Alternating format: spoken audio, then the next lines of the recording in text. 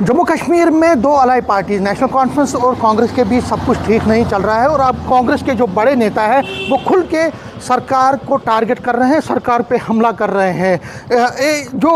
Party के लोग हैं जो नाराज़ चल रहे हैं नेशनल कॉन्फ्रेंस से, उनका ये कहना है कि नेशनल कॉन्फ्रेंस की सरकार चल रही है, नेशनल कॉन्फ्रेंस की सरकार में हम अलाई पार्टी हैं, हालांकि आउटसाइड सपोर्ट दे रहे हैं, लेकिन हालात ये हैं कि जो नेशनल कॉन्फ्रेंस के मिनिस्टर्स हैं वो कांग्रेस के वर्करों के काम नहीं कर रहे हैं। और यहाँ तक कि एक बड़े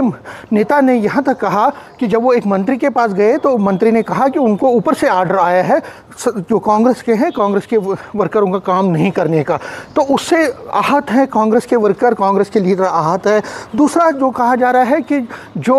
एक कोऑर्डिनेशन कमेटी बनानी थी कांग्रेस और नेशनल कॉन्फ्रेंस के बीच, और उस पर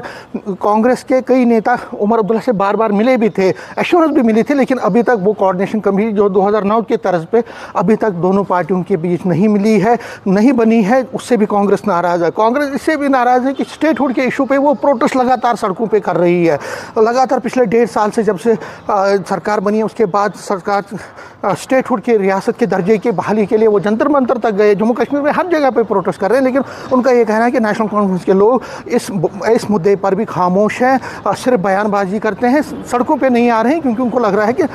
उमर अब्दुल्ला ये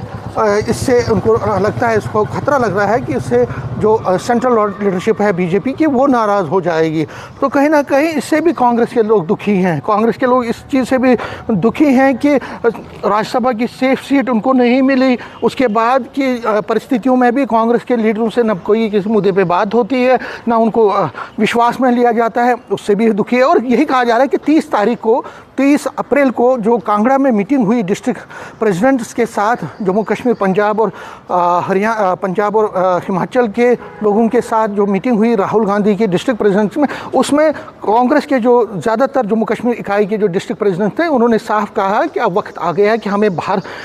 जाना चाहिए अलायंस से, क्योंकि नेशनल कॉन्फ्रेंस के साथ हमारा जो अलायंस चल रहा है उससे हम दुखी हैं, उससे कोई भी हमारे जो है उससे नुकसान ही हो रहा है, कोई फ़ायदा नहीं हो रहा है। और वक्त आ गया है कि हम